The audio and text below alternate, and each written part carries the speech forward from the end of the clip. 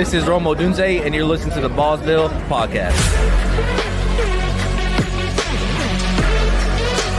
Thank you so much.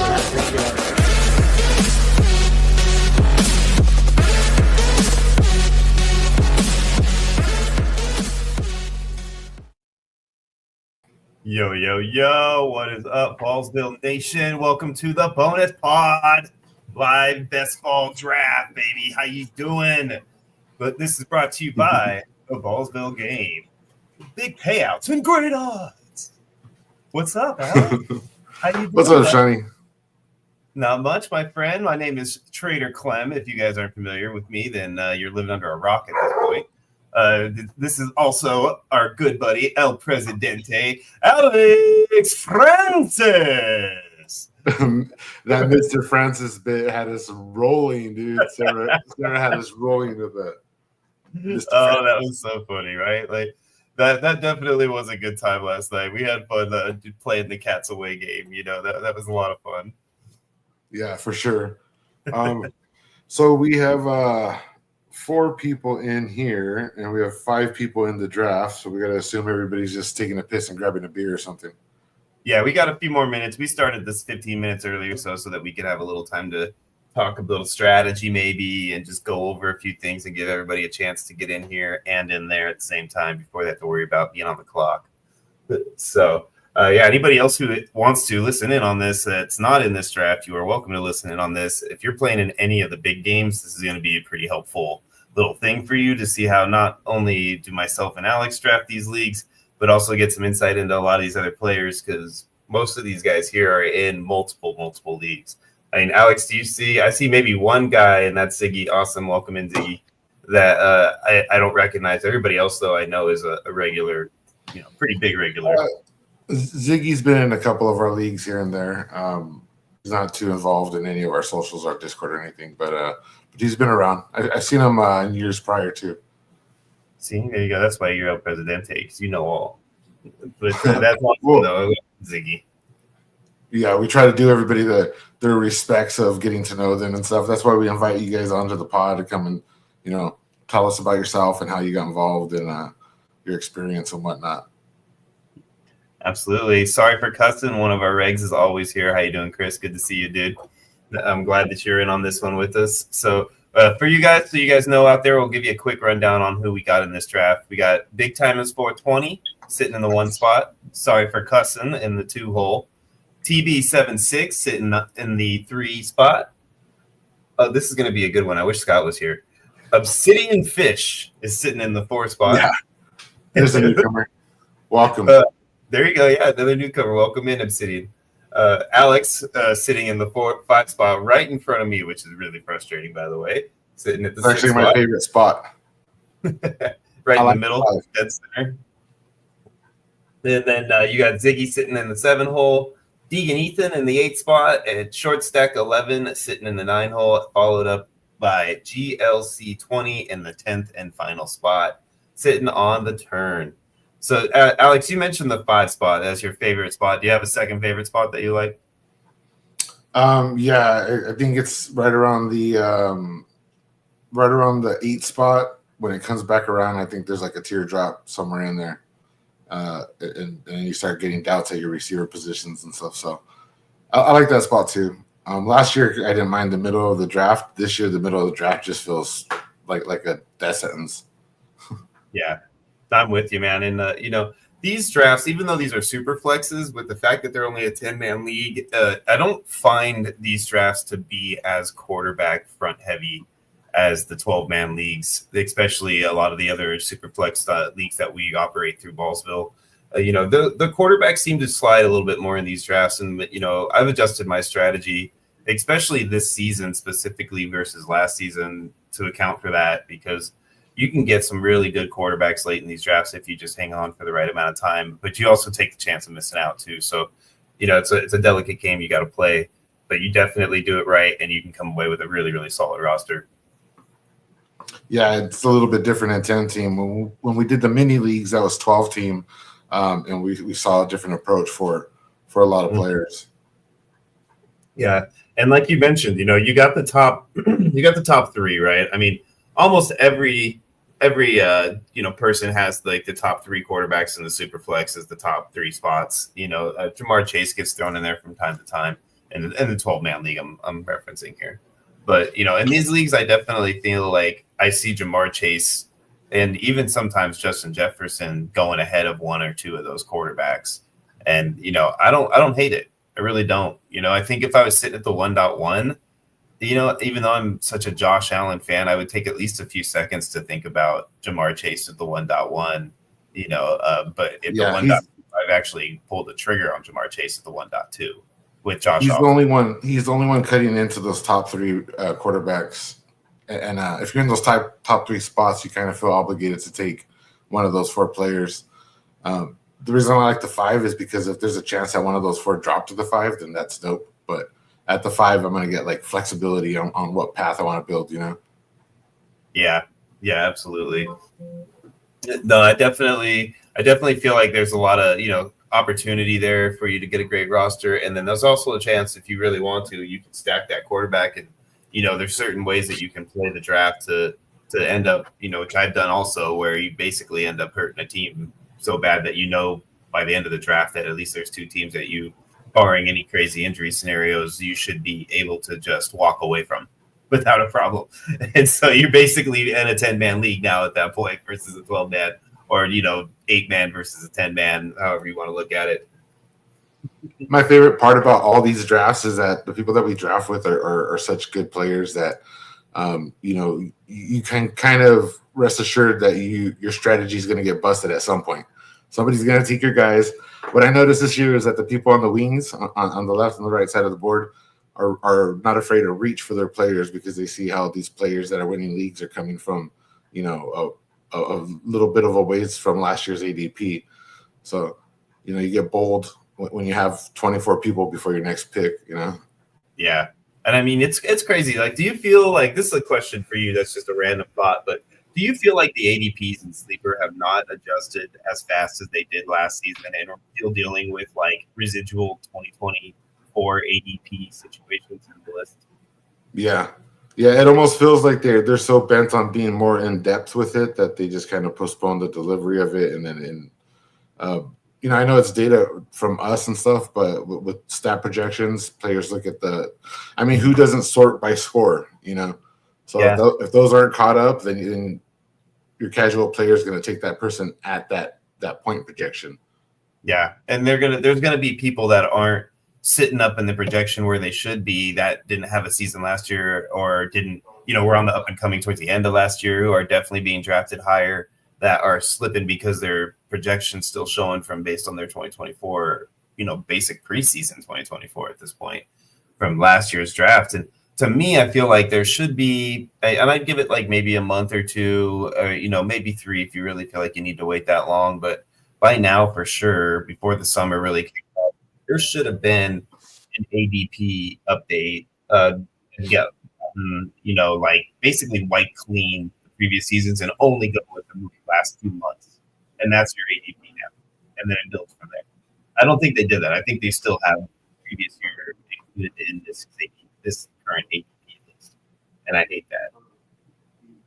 So that's not the case, whatever, but that's just what it feels like.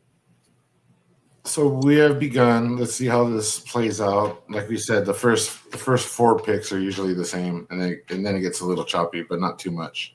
Yeah, that's a pretty surprising first overall, though, right there for Jaden Daniels to go. I wish I was at 1.2 with that happening. I'd take Jaden to be happy.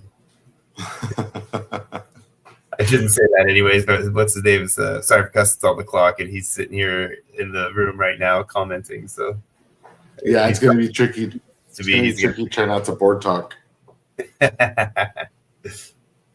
Looks like we got everybody in except for Ethan. If he doesn't get in here, we're gonna have to make him change his screen name from DGen Ethan because that's we know what that's implying, and you need to be in this draft room if you want to call yourself degenerate. There you go. See, just like that. Asking ye shall receive.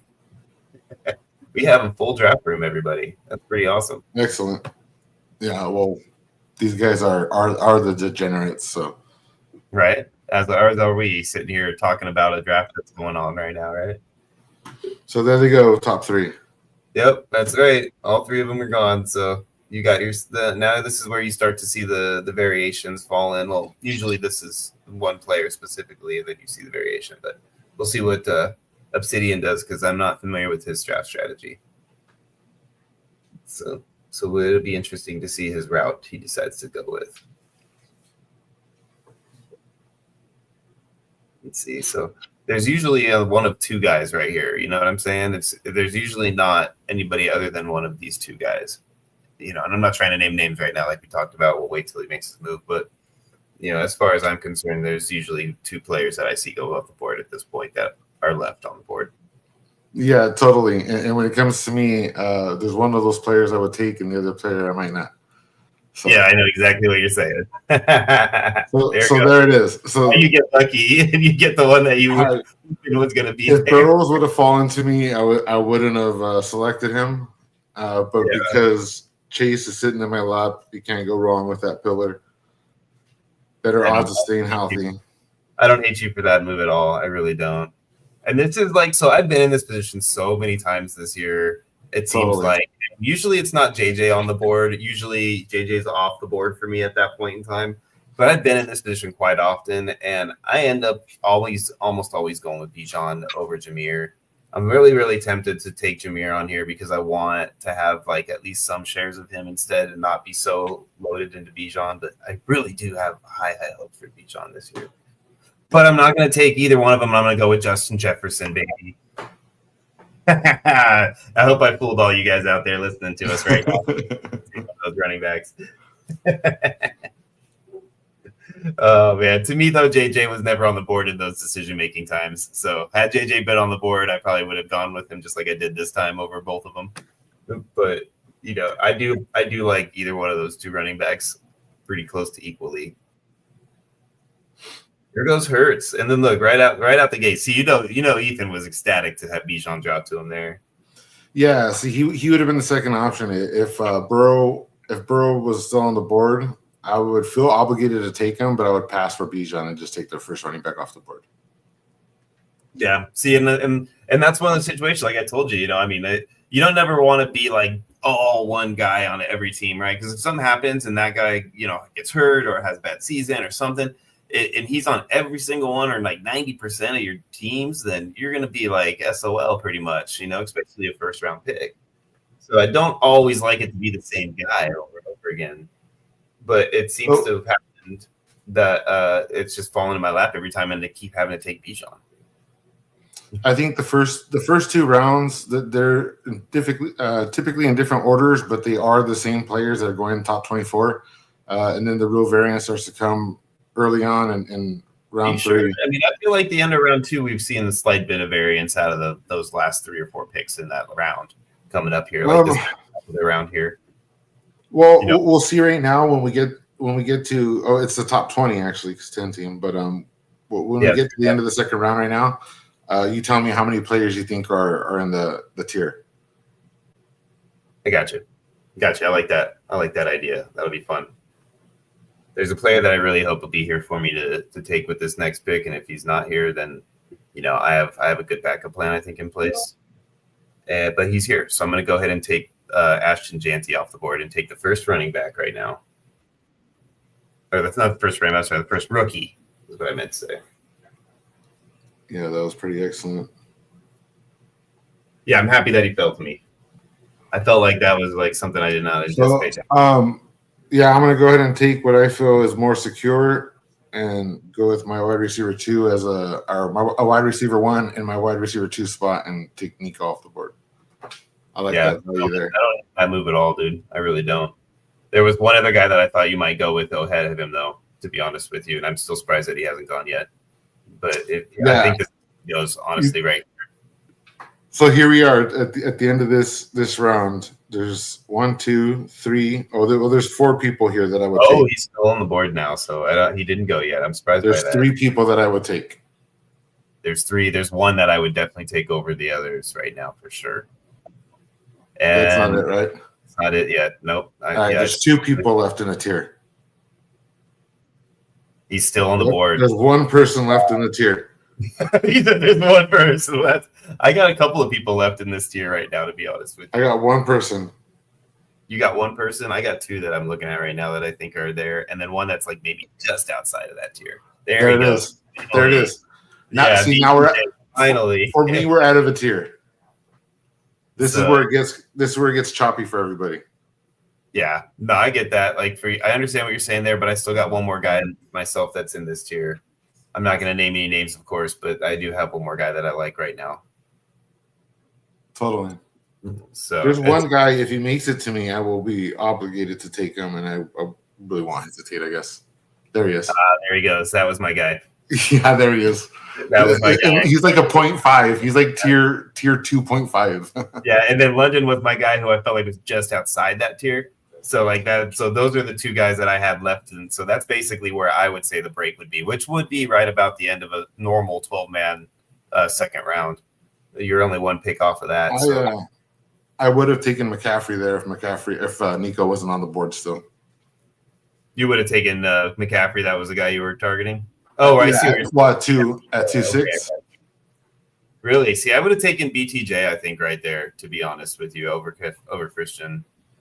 But that depends on, I just don't have Christian in that tier. I mean, I think he'd be in the tier now with some of the running backs who are still on the board, in my opinion. Yeah, I'm happy because I am going to select one of these top quarter running backs here. Look at that. So now you get your opportunity to snag one. Which one are you going to go with is your question. Yeah, so this is tricky, but I'm going to stay consistent with Jacobs. So this is one where, I'm definitely I'm torn on this one right now, too, because you left him on the board. I didn't think he would fall all the way here. So I'm going to go ahead and just take him anyways and go with Achan right here and then go for that boomer bust player. Yep. So now how many people you have in the tier? Let's just do position players, not quarterbacks. I would say right now in this remaining tier, I have 1, 2, 3, 4, 5. There's one. Players. Yeah, that's one of them. That was the top one, in my opinion. Well, actually, I would say he's like right 1A, 1B with the next guy that I have in the list. I'm actually going to join. It's so choppy because you can go down the board and there's somebody that I think will eventually end the season here and be here next year in draft boards. But he's just a value, just keeps on remaining in that 4th to 5th round value range. Yeah.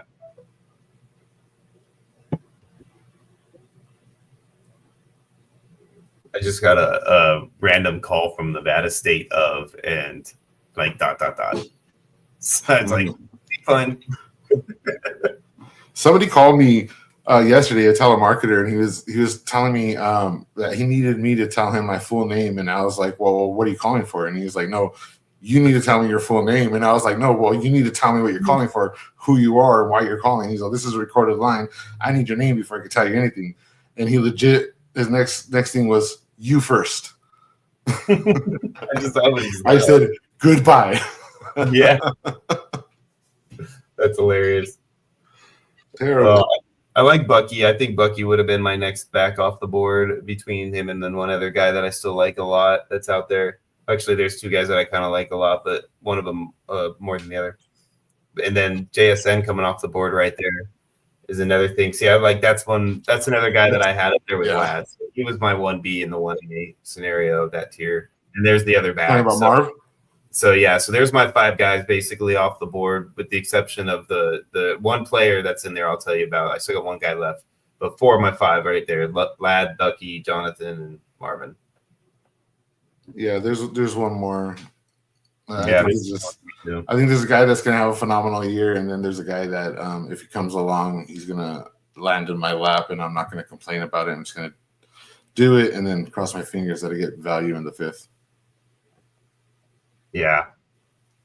No, I understand what you're saying. Let's see where you're at. You've got, I see what you mean. I see exactly what you mean.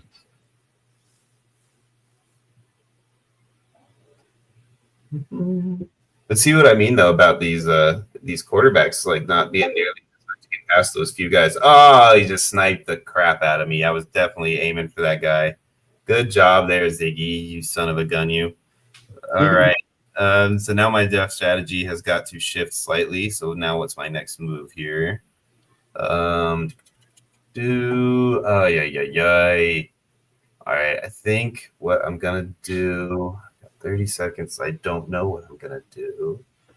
I think I'm gonna have to go with just following the board here, I guess.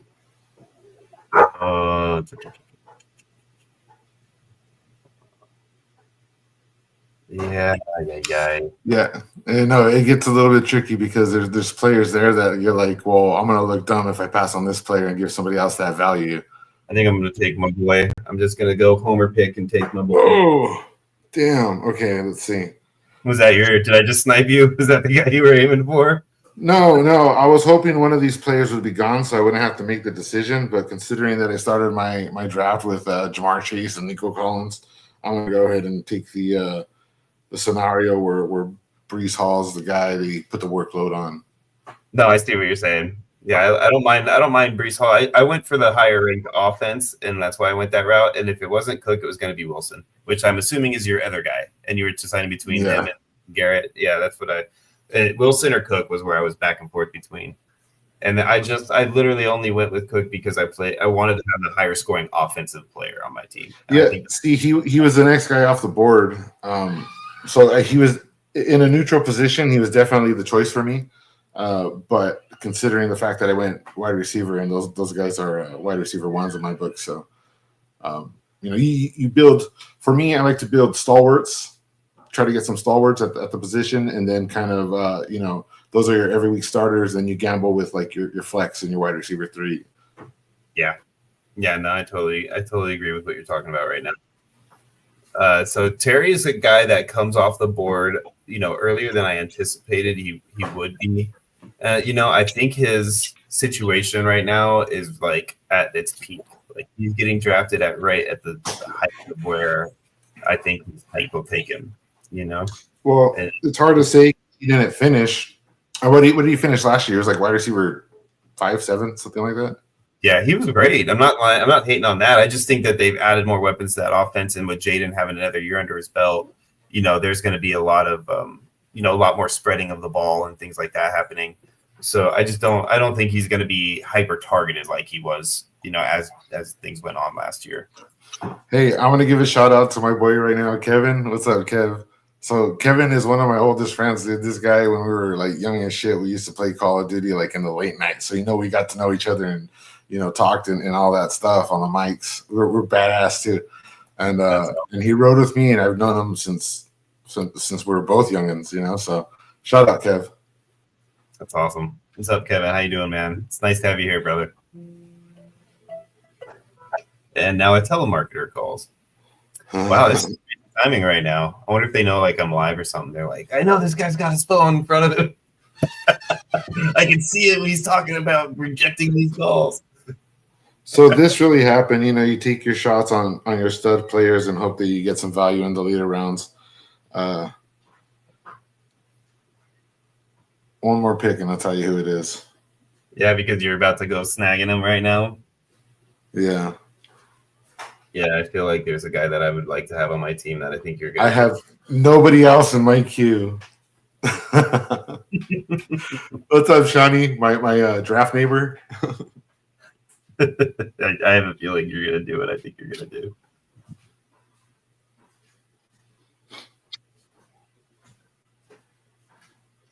We are having a good time. Having a good time. I'm a shooting star through the sky like a lady down. Ooh, let's go. The suspense. Here we go. Smash, smash, smash. Oh, look at that. He didn't take the guy. All right. Well. See, I don't feel like I have a deficiency at quarterback now. No, I don't blame you. I mean, I don't hate it. I just thought that I'm surprised a little bit. I'm not going to lie about that. But I think you just put me in a position where I feel like I'm obligated to go something that I haven't done yet. I don't think in any of these drafts is go with I just do it. think I should just do it. I'm just gonna do it. I'm taking the 4 backs in a row, baby. Oh yeah, you did. Yeah, you did. Oh, that's ballsy, man. I don't think Najee's a non-factor. I think Najee's going to get a little bit more of the work, especially up Oh, close. absolutely. Yeah, I when you agree. want to throw it in there. They don't want to hurt their freaking back on a rookie contract. They want this 1-year guy. You take the bulk of it. Get your ass kicked. I think he's gonna have I think his workload will be very similar to what we saw out of Jahmyr Gibbs. That's what I Yeah, just and then next year, I mean, I have him in a league where I drafted Chase Brown as like my only decent running back, and I ended up with like Rice, Garrett Wilson, DJ Moore, and like 2 other studs, Judy and stuff. But I ended up with the 1-1 and the 1-2, and this was a startup. You know how we do it here at Ballsville, where you could trade your draft picks. So I took Genty and Hampton, knowing Hampton's going to be a year two guy for me.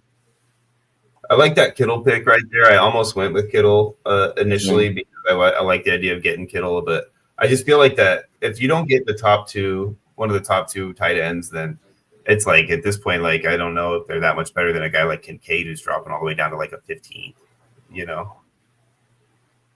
And so to me, I'd rather just wait on like taking a chance on 4 or 5 guys that are in that range, like the Kincaids, the Likeleys, the Ottens. You know what I mean? The Tucker Crafts. Yeah, I think people call it like the greater late strategy. Yeah, greater late. Yep, exactly. I like that. What do you think of who? Mixon? What do you think of Mixon going off the board right now? The pick that short stack just made. Are you Mixon? Let me see. No, not really. I don't think Chubb's gonna have a big old role there. I really think his injuries, took the greatness out of him. But he didn't have much behind him to begin with, and I still wasn't really into Mixon.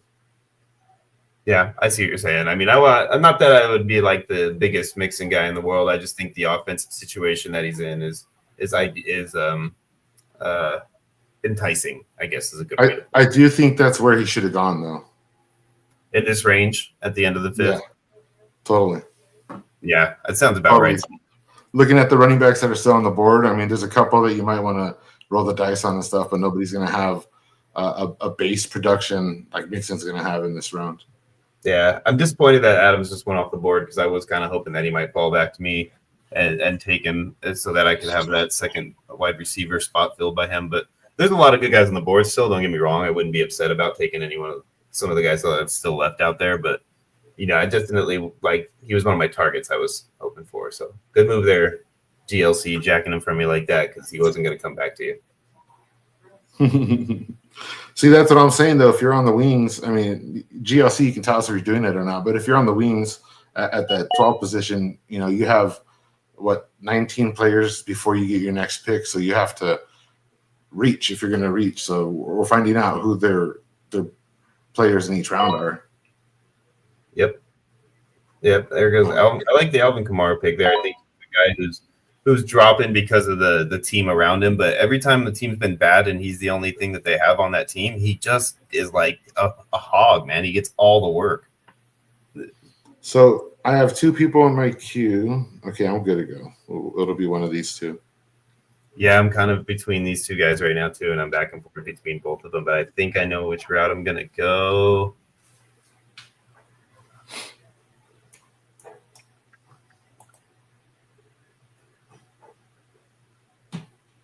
Yeah, I think I'm going to go.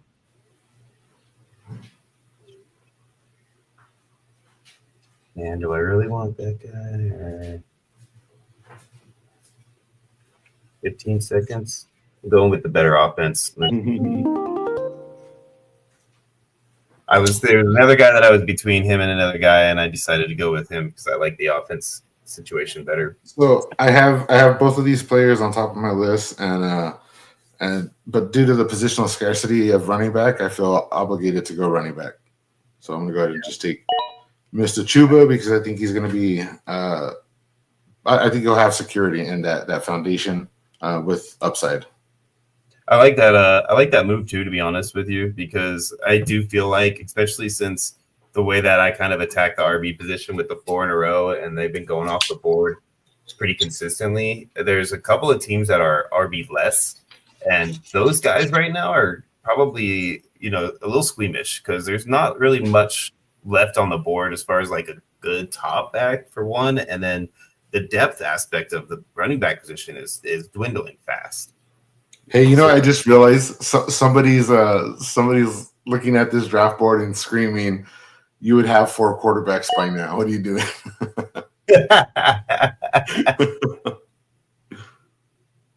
Yeah, see, Metcalf was the other guy on top of my list, so I think that's a great pick right there. He's an obvious wide receiver 1. We know Rodgers' tendencies. It wouldn't surprise me if he ends, maybe wide receiver 14 or something. Yeah. Metcalf to me was somebody I considered between him and Metcalf or Devontae. I'm sorry, him and Devontae. And I ended up leaning to Devontae Smith only because I'm just not 100%, that he's going to be able to come out. Aaron is going to be able to come out and be okay. I really don't. I just think he's kind of I think he might have hit a wall last year beyond just everything else that went on. I think his play dropped a level. And if that's the case, we're like he is, I don't know if he's going to be able to maintain. He's definitely not the guy that he once was. Yeah, no, not even close, in my opinion. I mean, there was remember Peyton Manning's final season?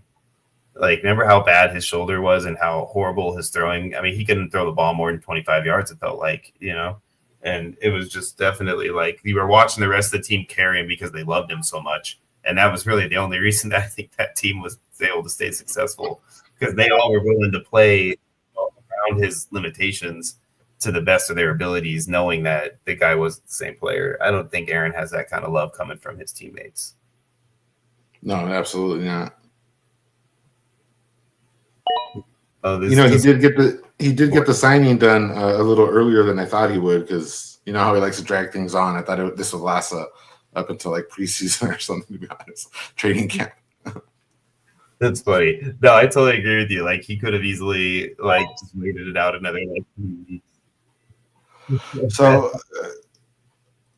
this is a nice running back run. These are all the guys you would suspect should be there. RJ Harvey over Connor. You agree with that part? Yeah, that part. I mean, I don't mind it as much because I know that Harvey was drafted to be, a big part of that offense. I think the J.K. Dobbins signing was more of an insurance signing than it was a sign of anything.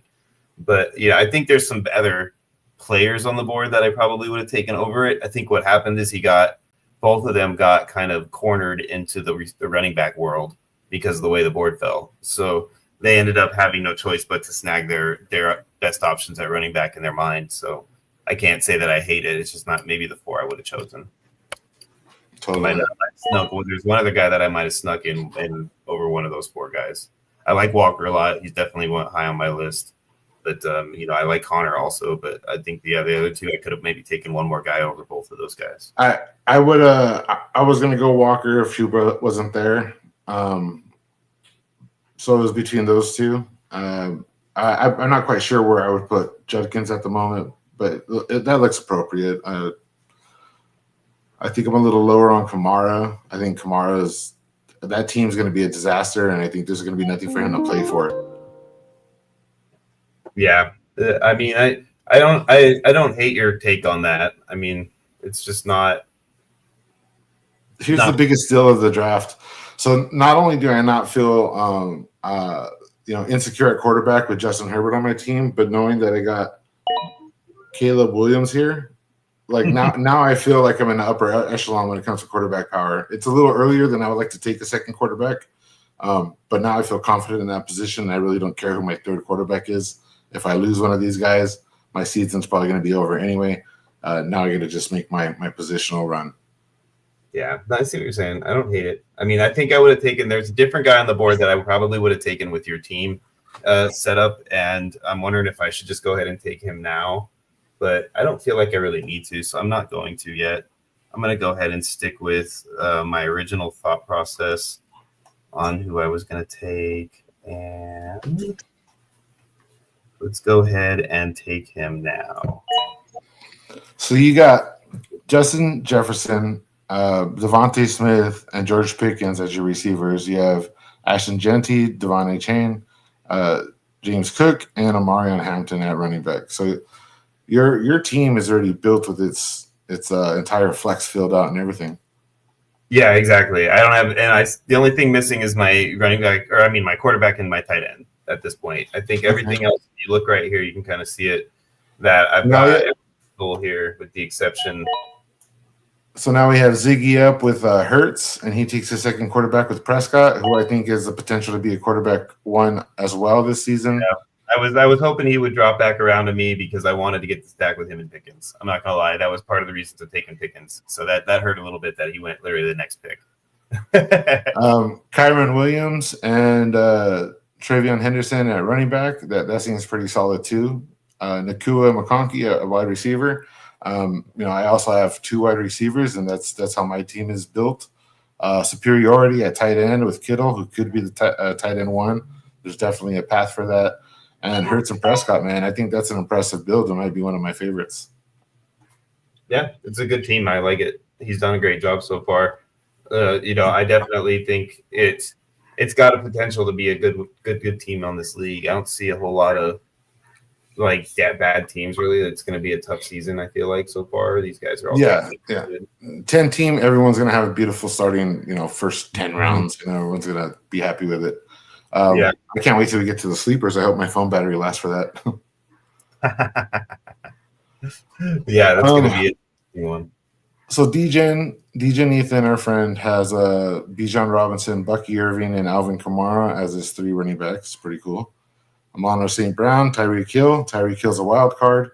We know what he's capable of. We know the age cliff comes quickly. Baker Mayfield and Jared Goff at quarterback. What do you think of that one?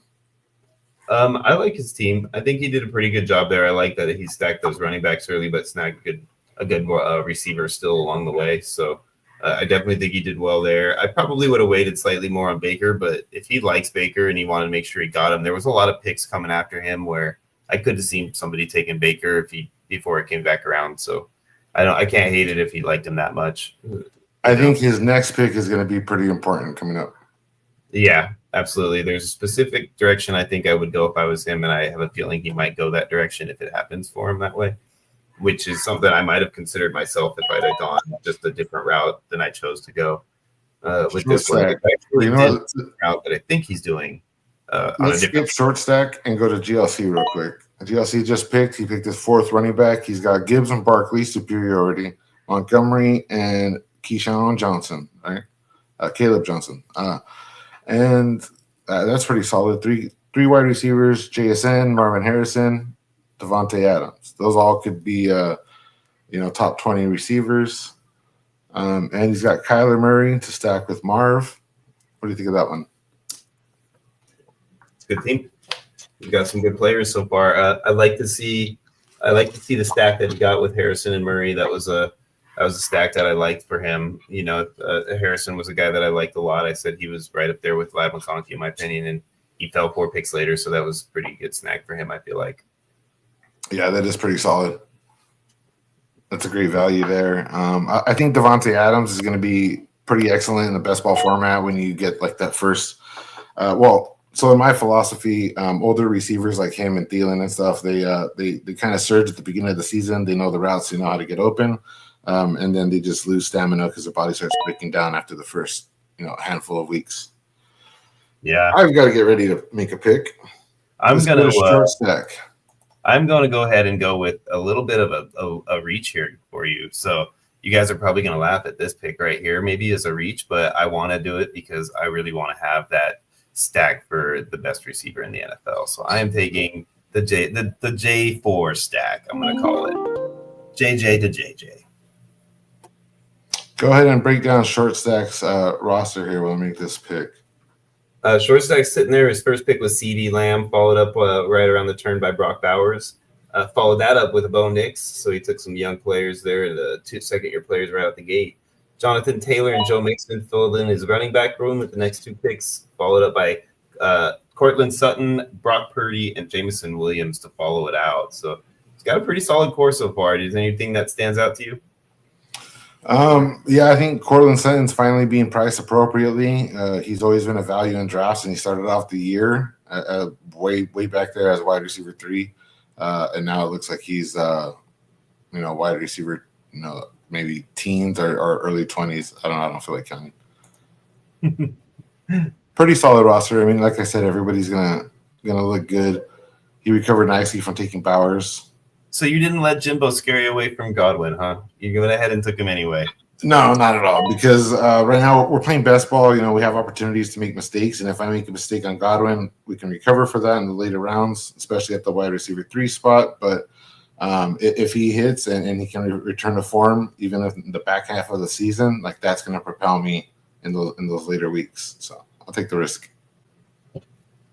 Yeah, I don't blame you, man. I definitely feel like Jimbo is out there telling everybody that Godwin's going to miss all this time and everything. But I mean, week 3 is what he told me on the phone. So if that's the case and it's week 3, it's 3 weeks. It's not the end. That's not even the whole quarter. That's not going to hurt him to the point where he should drop that far. So, he's a solid player, and he was like in the top 10 receivers before he got hurt last year. He was getting targets like crazy. So here's part of the conversation that you guys had on the podcast last night. Jordan Addison went right after me after I picked Godwin. Yeah. So there's a bunch of receivers on the board that I would rather have over Jordan Addison. There's a couple of people that are ones on their teams, and then upside players. I don't think that McCarthy's going to be able to spread the ball around if he's successful. I think it's going to be more of a game plan thing where he's going to target, everybody, one at a time, Hawkinson, JJ. So, and you see Travis Hunter's already off the board, so I think Travis Hunter's going to finish ahead of Addison. And we had a couple of people in chat, Ethan included, who think that Addison will finish ahead of Hunter. So that to me is an easy pups up. What do you think? I think when it comes to Hunter, I think everybody's tripping out about him playing defense, to be honest with you. I don't think they drafted him to play defense. They want him on offense. They want him over there making dynamic plays with the ball in his hands. So, I think he's going to play very little defense, and he's going to play mostly offense. So I do think he has a really solid shot at being in the top 30. So, I mean, I think that, Hunter is a guy that I would definitely be putting my money on if I was going to go that route. But, I can understand why you would feel the other way around and why you would take the Addison side, because there is still like an up in the air chance that he ends up being more of a defensive player. And then if that happens, you basically win before the season even starts. I think you're hoping for that. I think if that doesn't happen, then it's a surefire thing. I don't have enough shares of him to worry that much, but I mean, I don't. Yeah, I don't have much of either. I mean, they didn't give up what they gave up to have a cornerback on their team. Oh man! So this is don't make that kind of a trade for a defensive cornerback. Here comes my favorite part of the draft, because I'm looking at these receivers. I have a receiver ranked ahead of this person, maybe even 2 receivers ranked ahead of this person. But because I have Caleb, and because we're hearing this negativity about Luther Burden, and negativity is more prominent, right? I'm going to go ahead and take Roma Dunze and hope he gets that Keenan Allen role, and he does a lot better in it. All right, I'm going to take my sleeper quarterback that to me is a top 12 quarterback who should be going a lot sooner, and Matthew Stafford. Yeah. And now we start to tailspin, because Justin Fields, that right there is, I think, the best value in the draft so far. See, everybody's really high on Fields, but I'm not like sold 100% that Fields is going to be the guy. I mean, he didn't really show me a lot other than his running ability. And if you can corral his running ability, I mean, is the guy going to be able to pass his way to good fantasy points for you? I don't know. Totally. Because you're talking about a guy, even if he were to get corralled, if they can contain him, which I don't think people are going to be able to, even those better defenses, he's got the opportunity to add a dump off to Breece Hall, in his repertoire. And if he can get the ball out to Garrett Wilson, I mean, I think Garrett Wilson's a top 12 talent in the NFL. And I think if he has the ball in his hands, if it's anywhere near him, he can make the catch, he can make moves. As long as Fields doesn't kill him with something over the middle, I think there's potential there for Fields. I don't discount his weapons. He has no receiver too. That's the biggest problem, but he has a bunch of decoys, I guess.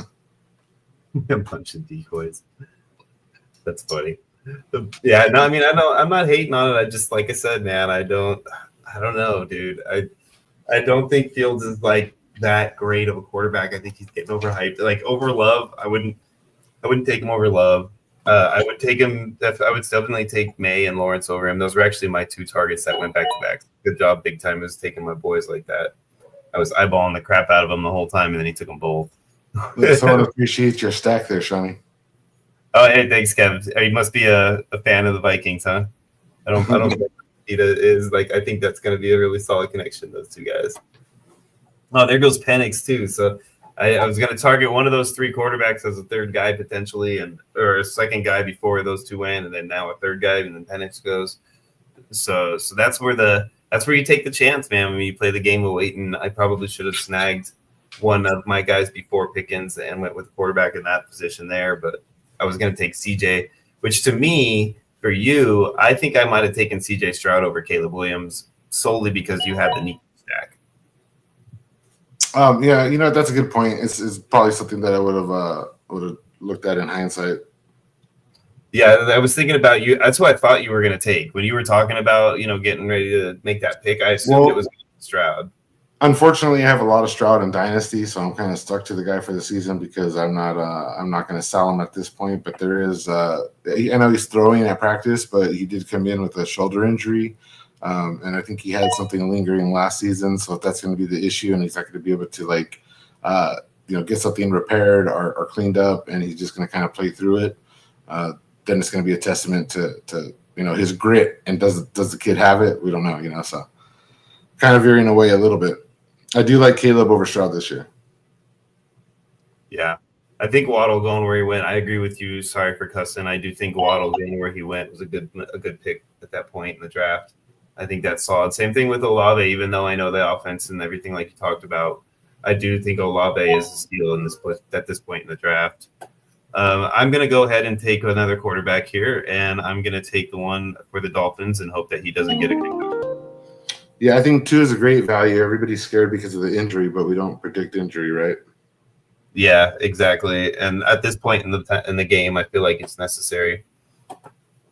So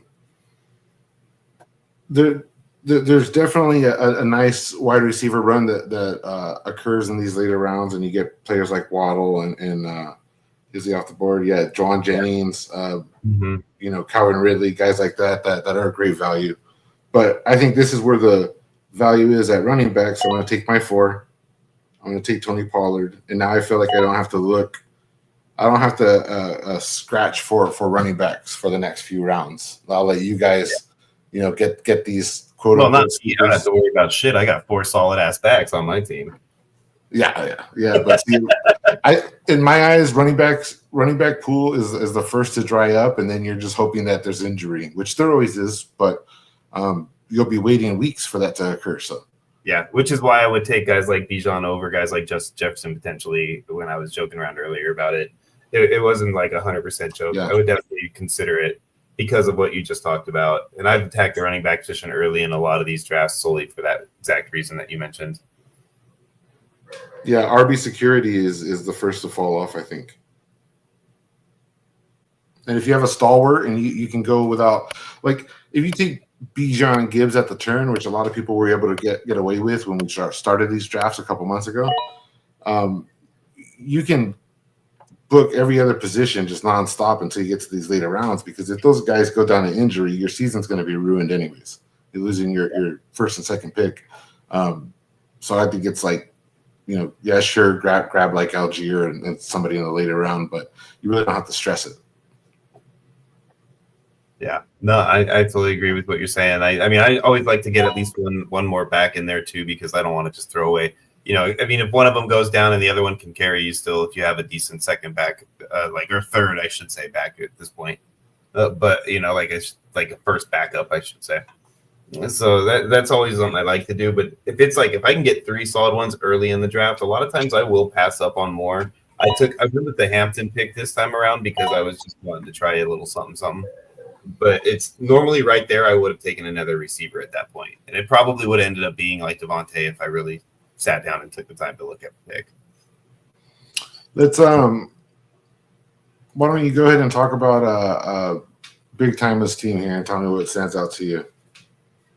So far with him, I think what stands out with me is the fact that he took both my quarterbacks on the turn like that. I really didn't like that, but I think he's done a pretty good job with his build. I'm not a fan of having only CMC and then counting on two rookie running backs to succeed for you to have your RB depth be in that. That's the only slight I would have on his team at this point, is that he doesn't have the stability at the running back position for me, and it's like you said, it's drying up, and he just made pick with two more receivers, so that to me would be a position that I would be concerned about coming back around to when the time comes for his next picks. But other than that, I mean, his team's looking really solid. He's got some really good players going so far, and he's going to be able to stay pretty competitive even with what he's got. His receiving room is pretty stacked. So there's a bunch of options here at skill positions for you to take your shot. But because this is a best ball format, I think that it is important to have at least, even if they're a later round quarterback, you got to get that number 3. And Geno Smith seems to be the most secure. Son of a Frizza. So go to make your pick. I want to talk about Sorry for Cousins roster here. He started with Josh Allen at the 2 value. Malik Neighbors at the 9, the 2-9 on the way back. There's a guy that I see.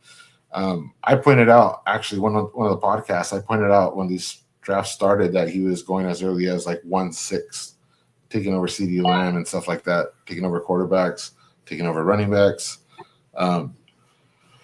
So he's now going in the later seconds. That could be a huge steal. There's 3 quarterbacks that I think are competent over there in New York, and if one of them outperforms the other, then that means that they're looking pretty decent, I guess. We'll see. Drake London, T. Higgins, and Mike Evans. So stacked out receiver, and then he starts to take his running backs. Got a value in Ken Walker. Got James Conner, who could be a steal if he can hold up. Samuel Laporta, who's going way later than last year. We all know that. The Justin Fields pick, which I love. Shakir, I think he's having a great draft here. Shakir could be a wide receiver 3, and he took him as a 5. Jaylen Warren, fan favorite. Not bad, dude. I like his team, except though there's one glaring spot for me that I'm worried about for him, and it's the QB position, because he's been waiting for a lot of picks to come back around, and we're already down to, I think, only 2 or 3 more official starters left on the board.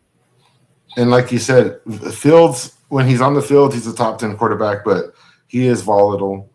So if something doesn't occur and he's taken out, and now you're having a super flex, your 5th ball would be Shakir.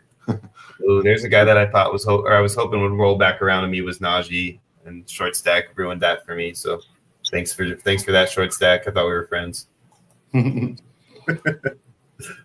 Another person with 2 quarterbacks is Todd Barber. However, he's got Lamar Jackson and Patrick Mahomes, and this is a perfect situation like I'm talking about. Even if he doesn't take a 3, if Lamar or Pat go down for the season, and that's now a weak spot at quarterback, chances are his season's over anyway. $7 best ball format. Maybe you take that gamble.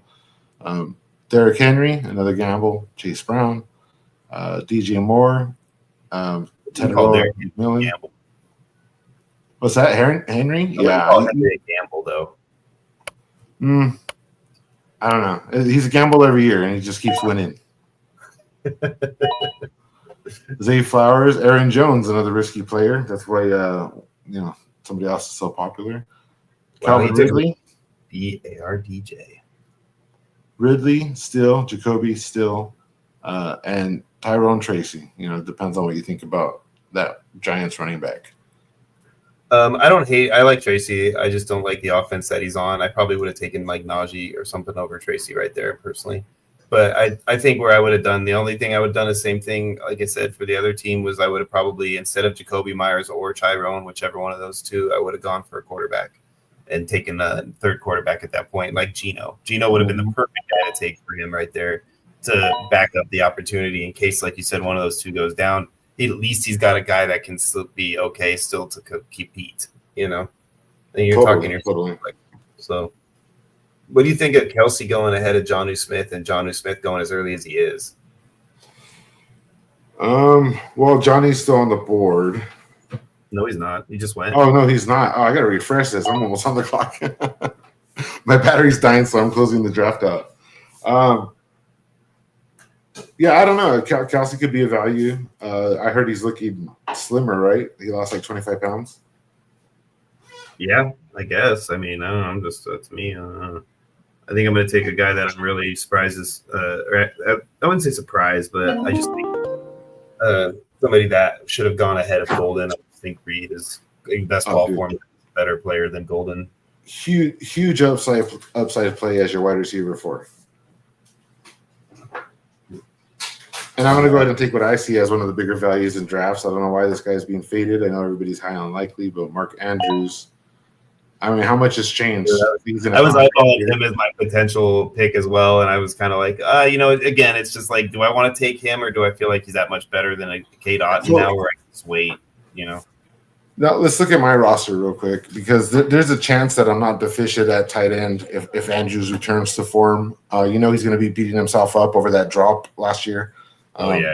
So if he comes back in a contract year, he shows, hey, I am still the guy, and I'm the one dominating. I know you got D-Hop, but, he's, 32, 33. It could still be Andrews, So for myself, with Herbert and Caleb, I feel like I have a solid quarterback 1 and 2, and Geno backing it up if anything happens. I got Jamar Chase. I got Nico Collins. Royalty, I feel they're secure. Jacobs, who nobody's threatening to take his job. Brees Hall, nobody's threatening to take his job. Other people could get a little worried. Chuba, Stalwart, Pollard, all he's got to do is perform like he did last year, and he's going to smash that ADP. And I don't know. What do you think, Sean? I don't hate it at all, other than the risk factor of the Godwin Odunze picks, because each of them has a different risk, but they each come with a risk. One's an injury risk, the other is like, is he going to be in that offense and a lot of mouths to feed, yada yada yada, a new offense, all those things. So other than those 2 picks as being a little bit of a more of a riskier picks than anything else, I don't see it. I don't see any major holes. Like I said, you've taken a lot of play. Both your last 2 picks were guys I would have targeted or was going to take and then almost took. So I definitely think we'd have to say Wave a lot of it. The only difference he talked to is the Caleb Williams versus the CJ Stroud. I probably would have stacked my number 1 receiver, my number 2 receiver in your build. Gotcha. That's the only thing though. Other than that, it's you're solid. Yeah, that's totally understandable. I think there's a group of quarterbacks in there in that quarterback 2 range where they all could be something and they all could flame out. Yeah, they're all right there too. Caleb Williams to CJ Stroud, that group. Caleb, Dak, Goff, Purdy, Stroud. We talked about this just the other day that that they're all kind of lumped into that same group that we talked about. See, I would put Fields in that group, and he went 2 rounds later, and that's something that I consider a whiff. That to me, that's a loss on the draft board, because if I would have known that he was going to be there, I might have taken another skill position player that came afterwards. Instead of Godwin, you could have, or instead of Williams, you would have waited around and then taken Fields instead of Godwin, type of thing. Well, instead of Caleb, I might have taken a Jameson Williams or a Travis Hunter, and then instead of that Odunze pick, it would have been Justin Fields. Well, no, I guess not. It would have been Godwin. Yeah, it would have had to be other than your Godwin pick. No, I kind of like the Godwin value though, so I think it's going to be a value. You don't think Godwin would have fallen to your next pick potentially? The way that the board fell with only 1, receiver going off the board. Well, 2, I guess, if you count Addison going off the board in between your picks. Addison and Ridley. Well, to be honest, if I think about it, if say TB took a Godwin at that spot and Ridley fell to me, I wouldn't be complaining too much. Yeah. So even if he went off the board, you would have taken one of the 2 that didn't, or that did. Yeah. There's a group of wide receivers that are all kind of, I would consider them to be separated by, a dozen points from the season, so they could all end up right in that little group. And I'd rather take the last one in that group than the first one in that group. Yeah, it's funny. We all got our tickers going. You have it on your phone as well, and you're doing your actual draft off your phone, right? Yeah. Yeah, me too. Oh, you can hear it? Oh, my bad. No, you're good. I thought I was hearing yours. It's mine. I muted mine. I can see yours isn't muted because I can see your screen. Totally. It's got a big old bright speaker up there in the top right. Hey, shout out to the excellent people that are just kind of here lingering and hanging out with us, man. I know, right? I mean, we're not really doing anything like super entertaining for them. We're just bullshitting. So I'm glad you guys are sticking around. We are about to get nice and gritty with it. Oh, Alex, you're coming up on your picks now. Keon, I think that's a good pick right there too. I would have taken Keon to stack him, even though I had Shakir. Even though he had Shakir, I would have taken him over Stevenson to get that like double stack going with Allen, just because I think Allen will spread the ball so much and it's going to be high scoring offense. I would have probably taken that over Stevenson personally. Well, I'm looking at a player that is normally off the board by now. He's not being valued. I think you're going to take my guy. You son of a gun. I think I know exactly what you're going to take. You son of a gun, you. No, I don't think so, man. This is a heart wants with a heart wants pick because I this is not really gelling well with my team build, but I think I got another starting running back here. Oh, you did it! You said it. Was that what you're looking at? Come on, man! Jeez Louise! The joy. That's beautiful. Hey. Oh, I hate you so much right now. Gosh, I was all ready to go. I didn't even have a backup guy in mind. Good Lord. Oh man, yeah, I really didn't either. I was like, I know what I need for my team, but the value, it could be great. Oh, you son of a gun! I cannot believe you did that. Should I just go ahead and screw everybody else over now and take this one last player left that I should take?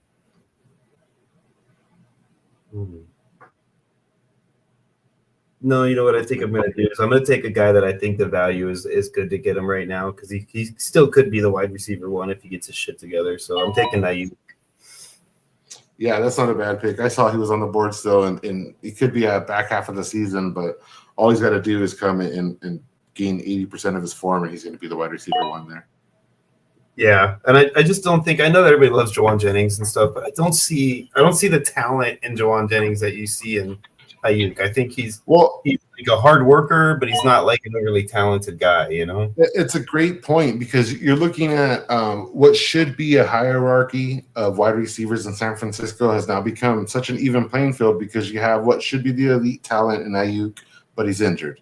You have Ricky Pearsall, who was the first overall pick, but he hasn't proven it yet. You have Jawan Jennings, who has shown that he can do it, but people think they're looking at like a year 2-3 person. This is a 27, 28-year-old wide receiver. He's been in the league for like 5 or 6 years last I checked, I think. So I should probably look this up before I just go on about it. But he was in the league and did nothing for a long time, got the opportunity and outperformed. So, you know, who it's going to be? Well, that's a good question. It's actually one of the questions on our wide receiver mini game. Target Hogs coming to you for Division 8. Once those leagues are filled and they roll into the draft, Target Hogs will drop into that league. It's only going to be for Division 8 up until August when we let other people come in and jump in. But you'll have your picks by then, and that's the tiebreaker. So good stuff. That's awesome. I love it. So I've got a conundrum going right now. I feel like the pop star never stopped popping, you know, where it's a great conundrum. And I'm like stuck between two players and I don't know what I should do. And I like the Jordan Mason pick from Short Snack. I think that's a good value too. Son of a gun. I hate every single person in this draft right now. I just want to run away from all of you people and go bury my head in the sand because you are doing everything you can do to get under my skin. Starts with Scadaboo and works its way all the way down to Kincaid. Nope. You sons of guns. You know what? I think I might do something just to upset all the rest of you sons of guns now because of what you're pulling. So, Get him, Shawnee. That's right. I'm coming, guys. So yeah, we're in the murk of it now. There's like a couple people that could be valuable down here, but now we're looking at like seems like a 10% hit rate. Like there's one decent player for every 10 landmines. Ha! And none of you guys get a starting quarterback anymore. So there. Oh man, see, there's two players that I think are pretty solid here, but I think that Pittman could be a value. I'm just gonna go ahead and seal that up. Yeah, I don't. He's a guy he was going in the 4th round last year, I believe. Yeah, I don't hate that pick at all. He's not too far from being like a top 40 startup pick either. So every team after me has, a lot of orange on their squad so far. So if I see some more orange going on, I'm gonna be a little upset with you guys when the turn comes around. Yeah, that's wonderful. See, but grabbing Mark Andrews where I grabbed him, I don't feel tight end insecurity, so I don't think like I need to grab somebody right off the board to back him up. No, exactly. I don't see any reason anybody would need to grab a tight end to back up, one of the top guys right now. Like, especially not grab like 3 tight ends when you have a TJ Hawkinson on your team already. But hey, to each his own. Well, so there was a point, I don't remember what year it was, but there was a point where part of my draft strategy was like a mid-round tight end because the people in the mid-rounds and were scoring so many points that they were taking over some of the flex spots. So it was like, do I want this wide receiver 5 or do I want this tight end 2? Because he's going to, miss a lot, but he's going to score more, boom points than this other guy. Yeah. Yeah, no, I mean, I don't see any reason to take, a shot on like I said. I mean, there's some guys that have gone off the board right now. There was a tier that I had that it pretty much there's a couple of guys left in it, in my opinion, but most of them are gone right now. They all went within the last 3 rounds, including this round. So the round that it starts with, basically where you took Andrews. I actually had to throw Jonnu Smith in that boat too. So I guess it would start where Ethan took Jonnu Smith. And from that point forward, I mean, the tier of tight ends right there, I wouldn't have minded to be able to get at least one of those guys without having to feel like I reached for them. But the way the board fell, it just didn't allow that as an opportunity for me. And, I just couldn't pass up on, like I said, I think Ayuk is a solid steal there. I can't take, a Tyler Warren, for example, over an Ayuk right there, in my opinion. I couldn't bring myself to do that. Yeah, I understand that. I wouldn't have done that either.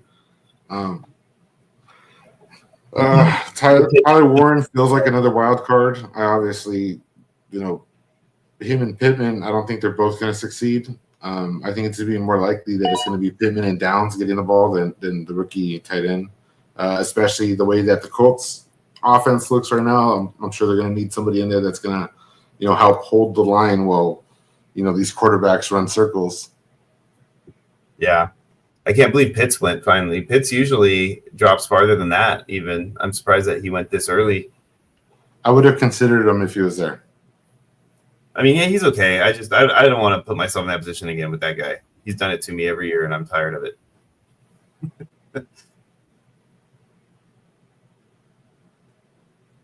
Yeah, I mean, I'm pretty happy with the way that things are falling for the most part. There's a couple of picks that I'm really irritated about, like you taking Scadaboo really did.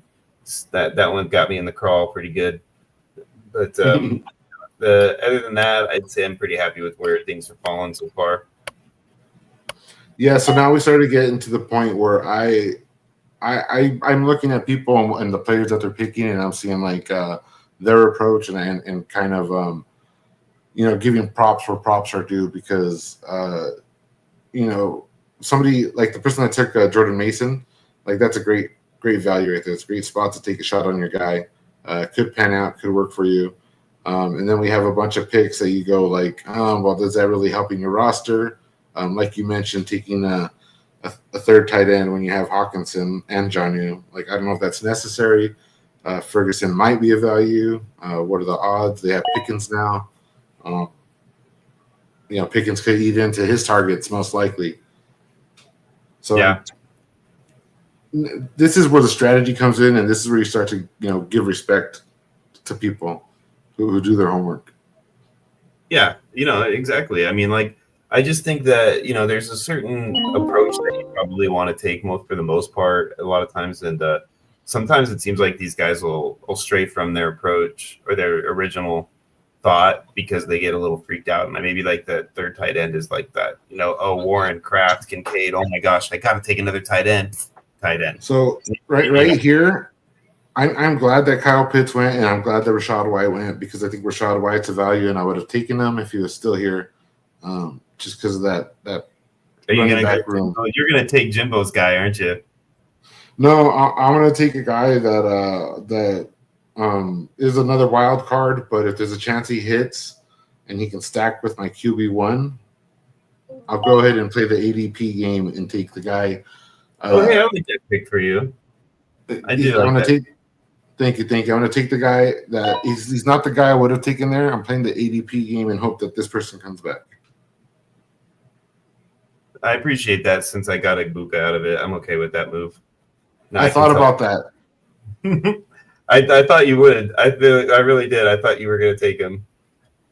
I thought about that as insurance, but if I'm going to have a receiver, a rookie wide receiver on my team, say it is Godwin, and then there's still the world where Trey Harris also succeeds, and then my team is just that much better.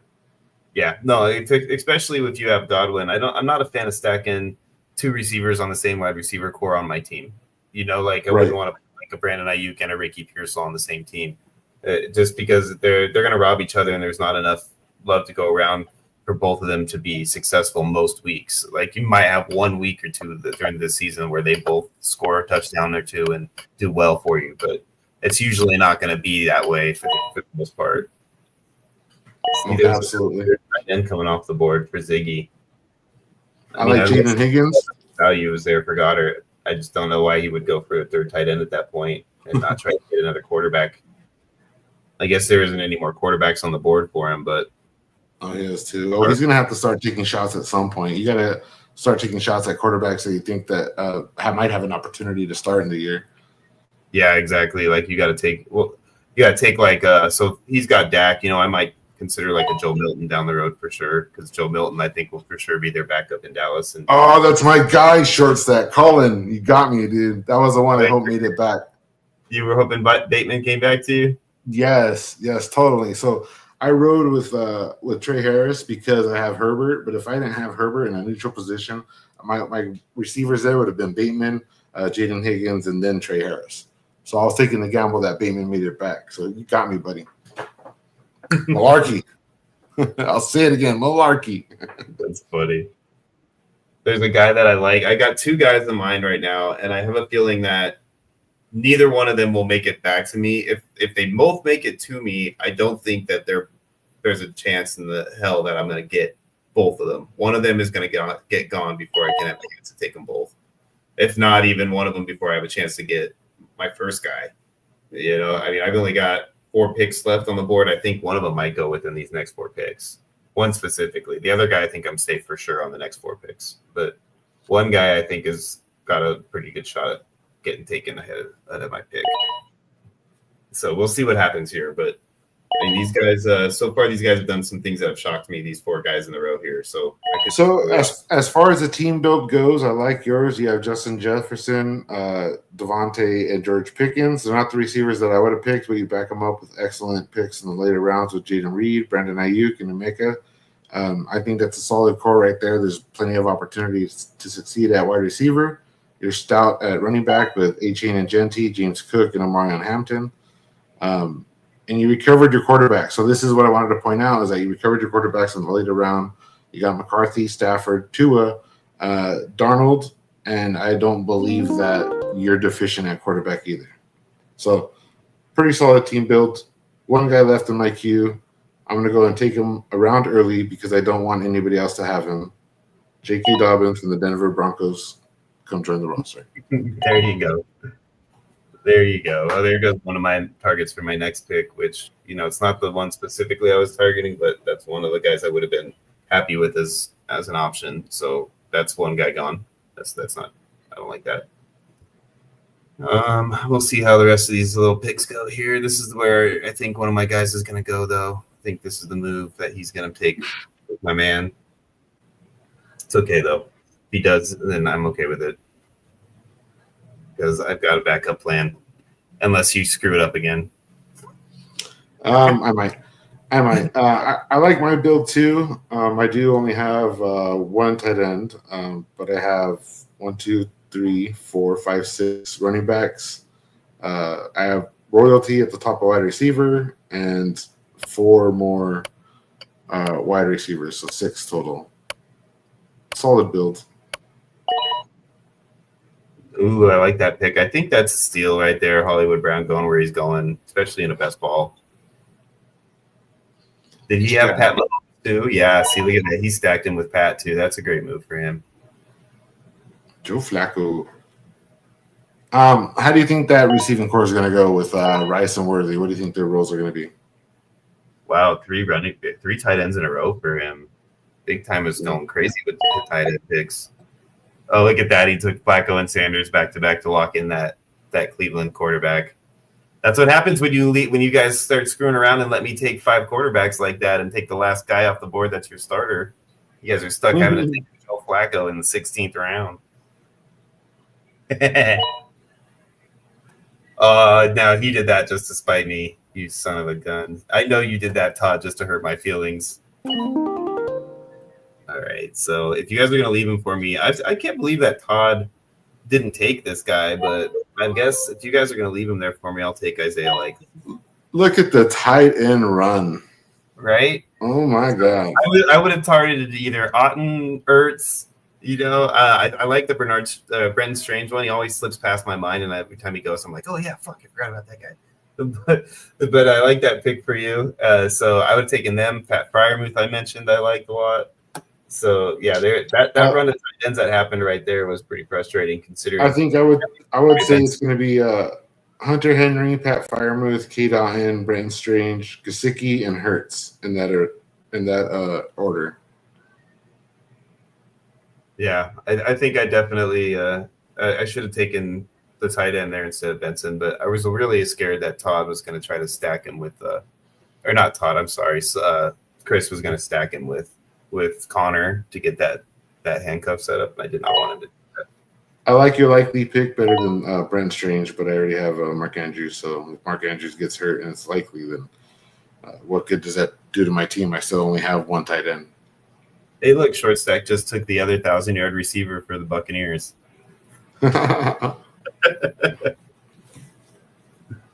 Oh, that's so funny. Jimbo and his hot takes, man. That guy cracks me up. Let's see, Christopher. I don't think I'm lacking anywhere depth-wise. Let's go take a look at his roster. Are you serious about your quarterback position? I can tell you right now that you're lacking depth to the quarterback. I mean, you have a 2 of 4 shot that those are the quarterbacks, right? I think it'll be Shedeur to end the season. I think that's the right combination of Cleveland quarterbacks, though. Yeah, I mean, he's got the most likely starter, but he's only got 1 starter out of those 2 positions, so he's only got 3 starting quarterbacks on his roster currently. Yeah. And by the way, just so you know, that Justin Fields, Joe Flacco, and Shedeur Sanders all have the same bye week.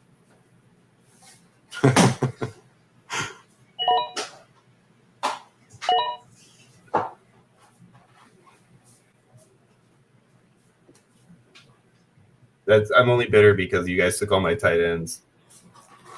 Oh man! So both of my devices are at 7 and 11%. So it looks like I might not make it to the sleeper rounds. Ooh, we're getting close to Alex. You can't make it. You guys got to speed up for Alex's phone. You don't have a charger, man? What kind of a man doesn't have a charger in his home? Yeah, I'm sitting at my table right now. You sitting at your table? Yeah. I mean, I can go get it, but... Oh, shit, I'm almost on the clock. All right. I think I'm going to go... Do I want to take this guy?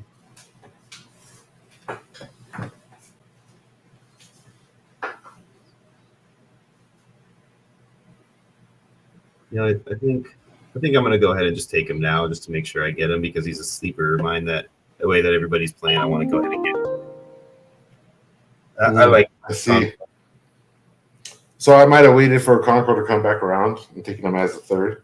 And there's a running back here that I feel confident that will produce for your team. I'll tell you when he comes off the board. But here's a high upside wide receiver.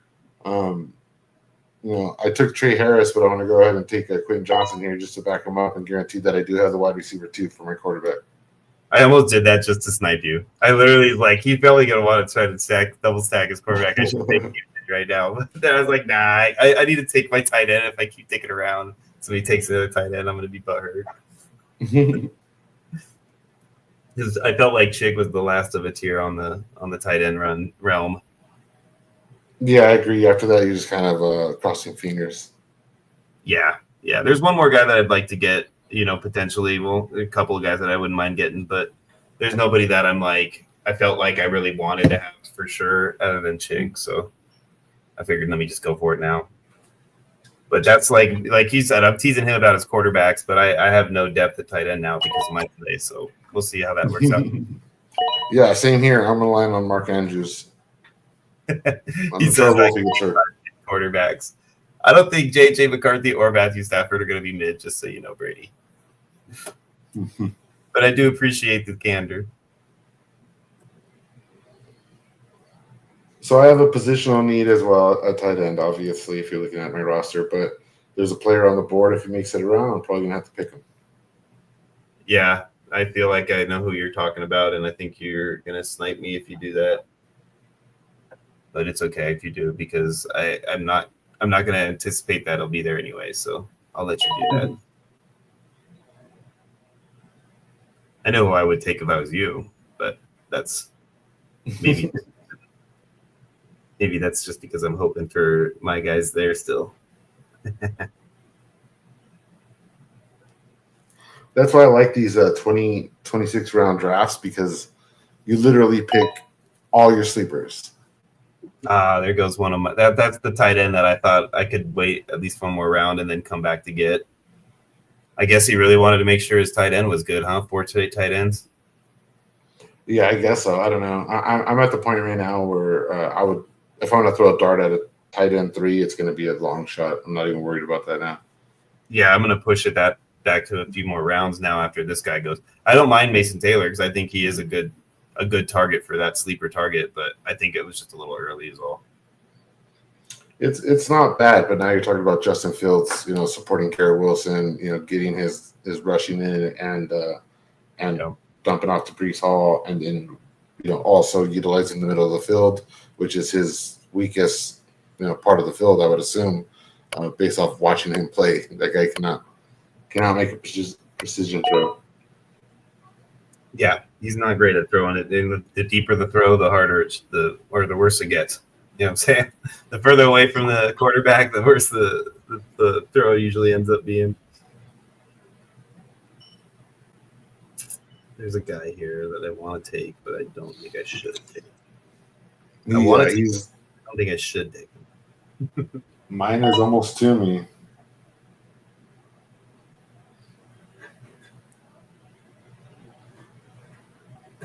And that's an orange happy part of the screen.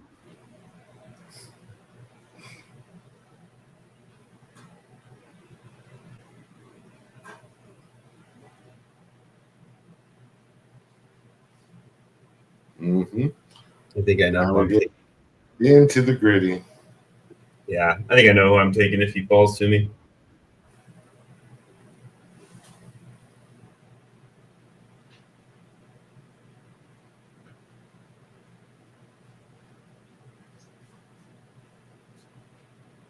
I think I know who you're taking too. So good. All right, Alex. Is it who I think it is? Let's find out. Oh, you son of a gun! You took my guy. I'm gonna take your guy then. What do you think of them apples? Stupid! You were supposed to take Braylon Allen so I could take Jalen Wright. The heck's wrong with you, man?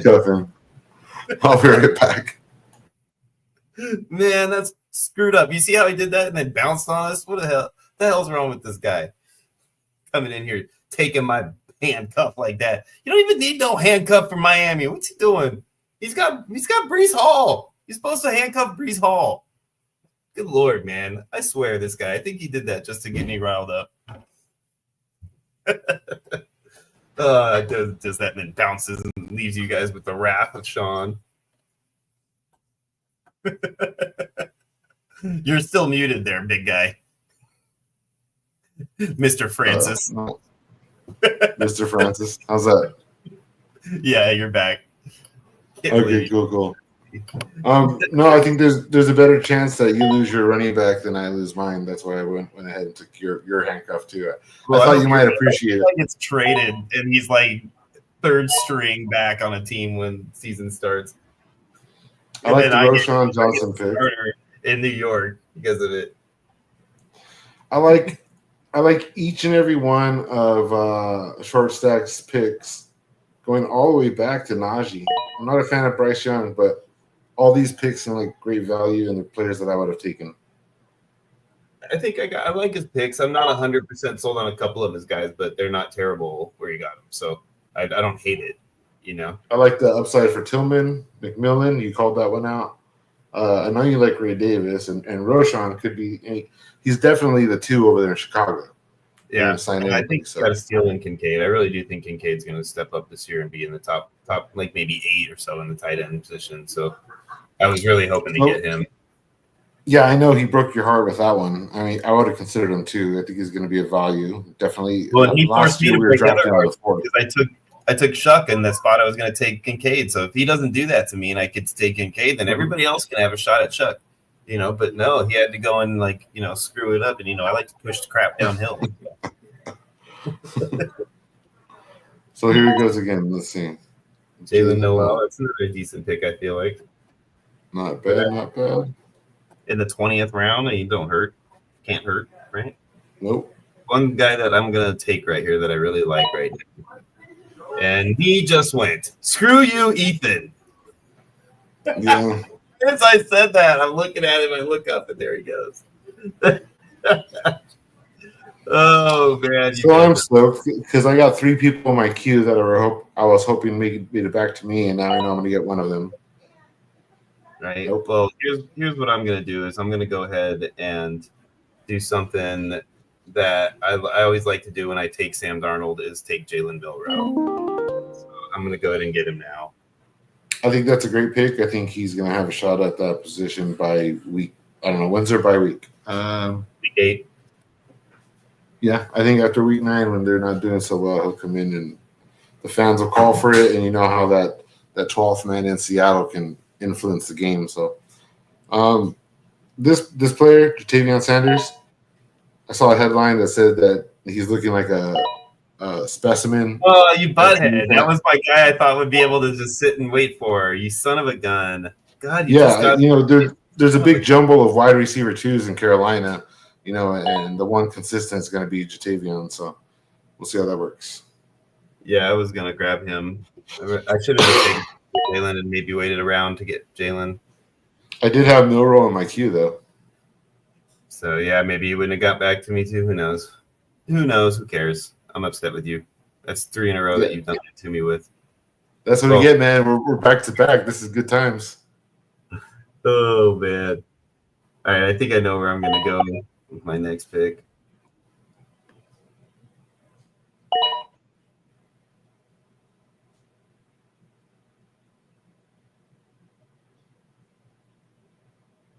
Kareem Hunt down here in these rounds is pretty solid.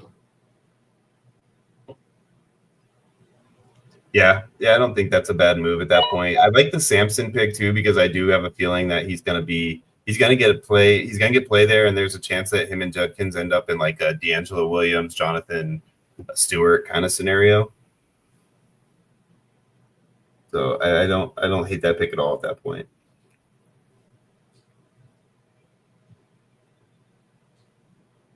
There's 2 guys that I'm looking at right now that I'm back and forth between. I hope you take one of them to help me not have to worry about it. I'm definitely taking a player that I think is being disrespected and drafted down at his floor. I mean, all these players on here have done very little to nothing, right? Yeah, I mean, it's not like we're getting a super stud at this point in the game, but Yeah, just players that could hop on your roster, and I'm not willing to take like a running back handcuff like Braylon Allen, but I will take Marshawn Lloyd because Josh Jacobs is the type of player when he's had injuries, he likes to get fully healthy, and Green Bay is a type of team. We've seen it with Aaron Jones in the past when he has a little twisted ankle, they will sit him and give the work to somebody else and make sure he's fully healthy. yeah. So I think I'm going to go ahead and take a chance on a Noah Gray.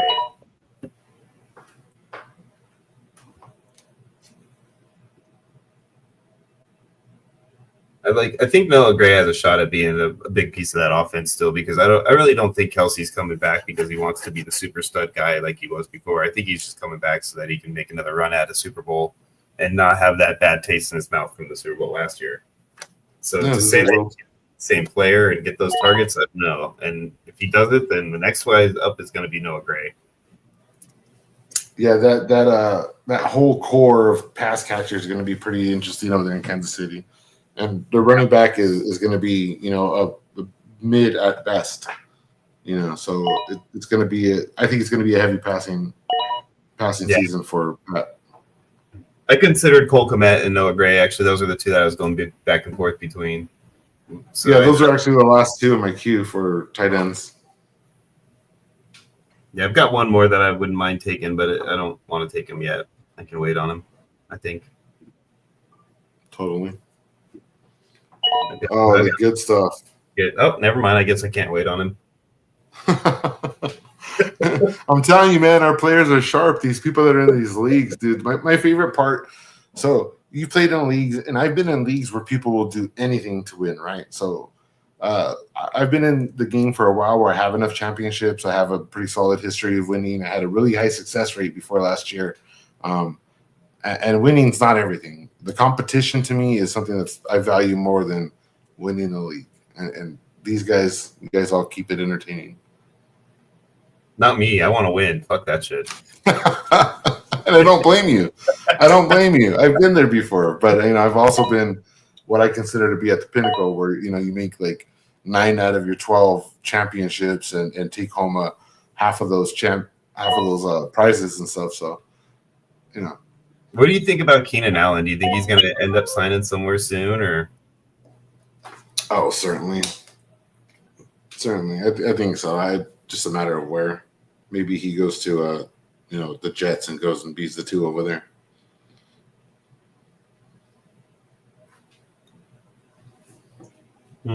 So I want to do it or not? I don't think I need it just yet.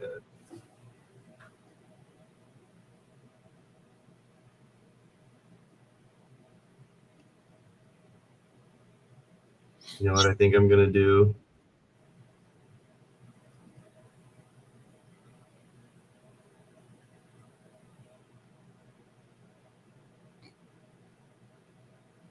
I'm going to take Jalen Roy.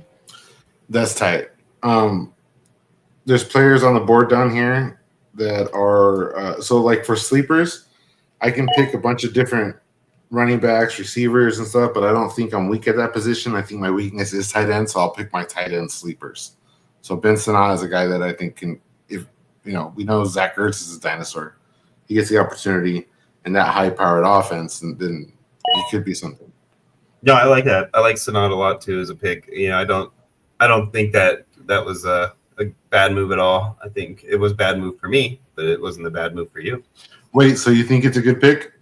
Oh yeah, I think it's bad move for me. It's not. The guy. It's not. Waka. Oh my Lanza. To the penitentiary you go. Here we go. We've only got 4 more. You think we're going to make it? And there goes my other tight end. How many freaking tight ends do these guys need on that side of the board? Good question. Oh, man, we're in the murk of it now. You feel it in your bones. Everybody's trying to get a little comfortable. I like Michael Wilson. He's a 2 over there. I mean, how many wide receiver 2s, are on the board still? Conklin is another one of my tight end sleepers. That's a great pick.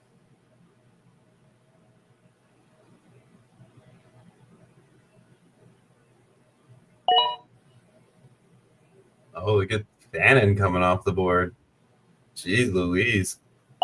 What is that, like your 8th tight end now, Chris? Hey,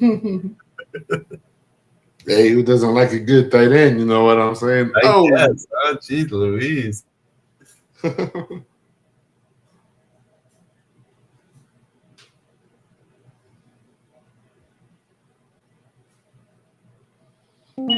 times. Oh, here we go.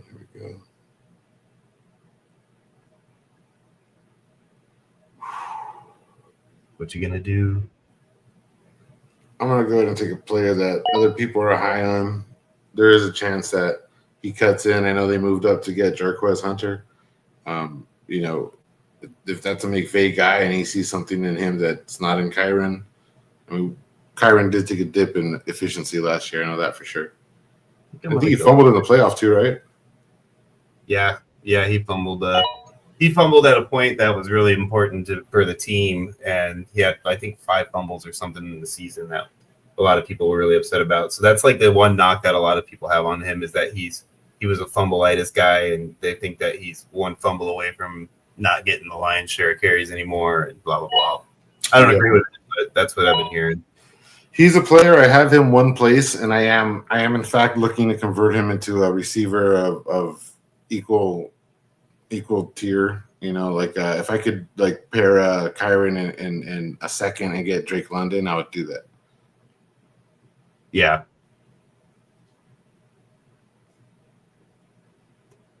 Let's see here. We got 3 rounds Jordan left. James. I like the Jordan James pick. I like the Zach Moss pick. There goes Milton. There's your guy. Yep. That's not my guy. That was whoever had Dak that should have got it. Ziggy. Now Ziggy's in bad shape. Well, I'm with you. Kirk Cousins, though, because that's a good pick, I think. If something happens to Dak, I think Milton can thrive in that system. And there's a good chance that if he does, Jerry goes, this is a guy that's going to take us. You saw what they did to Romo when Dak came in. They told him, hey, man, this guy's a little better than you. Why don't you go ahead and take a seat? Romo said, all right, cool. How about I retire? Were you around for that? I'm sure you were, Sean. You're a vet. For what, Romo? When Romo decided to retire? Yeah, Dak Romo got hurt, and Dak came in, and Dak was putting it down, and they kind of told Romo. I think he talked about it on a coverage on a show. They kind of told him like, hey, we're gonna stick with the kid and all that stuff, and they gave Dak his props because he was real respectable about it, and then he just retired afterwards. Yeah. I mean, Tony seems like a good dude in general, so can't say I hate on that.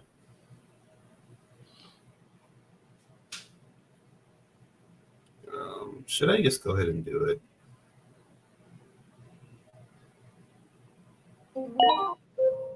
I'm gonna do a Jimbo move right here, and I'm gonna take that tight end out of LA that he's talking about.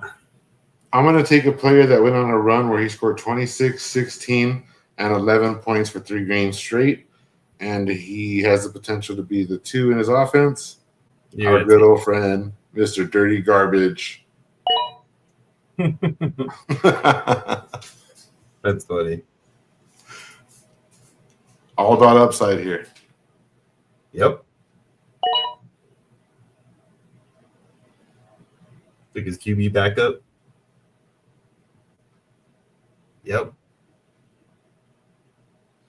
Yeah, smart. So now you got to start thinking, even if you have 5 players in your queue, well, you only have 2 or 3 more spots. So who do you really want? Yeah, exactly. I mean, I got my eye on a certain player that I think is going to be still potentially a valuable piece at this point in the draft. I mean, you're getting your dart throwing no matter who you're taking at this point. But I do feel like this guy has potential. I'll tell you what, I'm not taking another quarterback, any backups or anything like that. So the quarterbacks that I have are the quarterbacks I'm sticking with. And if one of them goes down, I'll be okay. If two of them goes down, season's over, and just live with it. Jordan Whittington, I don't think that's a bad pick. Yeah, I love that pick, actually. I mean, you're talking about a guy that flashed last year, and he's behind Devontae Adams. And, if they're not going anywhere or something happens where he gets hurt, he's an older guy, and it's going to linger. So I think there's a lot of upside there. Yeah, there's one guy that I got my eye on that I think I'm probably going to snag if he comes back around to me. And I'm hoping. Let's see here. Scott calls him Carcass Mariota. I love that. Yeah. Trubisky. He's backing up Josh Allen. I don't think that's it right there, Mostert. I think Mostert's going to get play in that offense. Okay, I'm going to take the new residential bad boy who's not facing suspension. And when he's on the field, he puts up numbers. This is Deontay Johnson. There you go. I'm going to take Dontavion Wicks because Christian Watson is still on IR. Yeah, that's not bad. There's a guy that is dead to me, Watson. Yeah. Christian Watson. I sold my first and second to get back into the turn of a startup draft, and I took Watson and Montgomery. And I was so fucking grateful that Montgomery went to the Lions and put up numbers, because that would have been one of my worst trades. I got one guy that I got my eye on right now. Yeah, we're legitimately looking for the carcasses now. Yeah.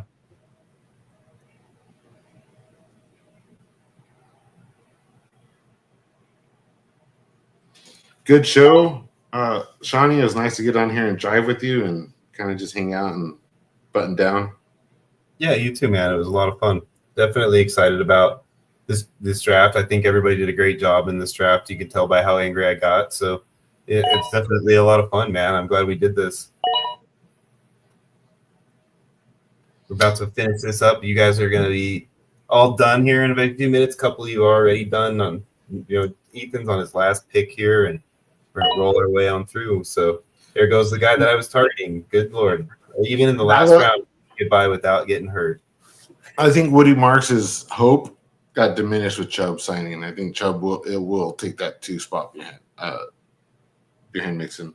For myself, I like the Arroyo pick for Ethan, and I like that he took Woody Marks there. We are still okay. Here you go, Sean. Don't snipe me. I got one guy that's been a sleeper. He was a sleeper early on in these drafts, and I kind of still take him with my last pick here and there.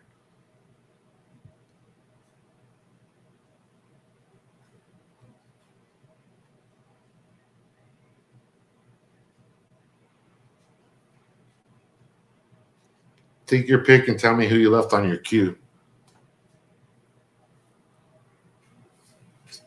All right, I'm gonna take a guy that if he gets to play, it could be a huge steal at this point. I'm taking Taysom. That's not bad. That's actually pretty damn good. So you took a tight end, but you didn't take my guy. So I like the Arroyo pick, but he's already been injured in camp. And there is another guy there that has shown flashes. I'm going to take A.J. Barner here. There you go. I was thinking Will Dissly. That was my other tight end I would have targeted. But I didn't. I figured if Taysom plays at all, like it's a steal at 26th round. So we'll see how that plays out. But I mean, it definitely is my weakest point in this draft. But other than that, man, I'm really happy with my team. I think all of us did a pretty good job. So after this is over, we'll go back in and I'll run the quote unquote power rankings generator, and we'll give you guys all a little peek at what the computer says it is. We'll pin it that way we can revisit it later in the season. There's a guy off my queue, Jakrosky Merritt. You got anybody else on your queue? You know what? I usually don't set a queue, but there's a couple of guys that I definitely would have taken. I would have taken Smith, the running back for Kansas City. I'd like to have him on my team. I think he's somebody that has potential to get some looks this year. Tyler Lockett is another guy that I think is like somebody shouldn't be undrafted, but that's I would hope that those two guys are going to go in these last few picks. All right. Well, I have 5 people on my queue. Once Chris picks, I'll tell you who they are because Big Time is not paying attention. Just kind of shots in the dark, with upside. Yeah, I mean, there's a couple other guys I guess I like too, but I wonder if that was because of me. There we go. So my sleepers on the board were Taj Brooks because there's a chance he's a 2 in Cincinnati. It was Christian Watson. He might be healthy later in the season. There's still upside, hope, prayer. Alvin Lazard because he could be the 2 in New York. Jameis Winston, if he gets an opportunity to start, as a quarterback 4 dart throw, that's a good one. And Will Levis because if something happens to Cam. So those are my guys. Yeah, I think and Watson goes. Devon Bailey would have been a guy for me too. Christian Watson, Mr. Irrelevant. So Big Time, I thought the same. There you go. Cool. All right, man, that was awesome. Good times, guys. All right. Thanks for joining us, everybody. We will see you guys on Wednesday for the next episode of the Ballsville podcast. Y'all have a great night, and thank you so much. Later.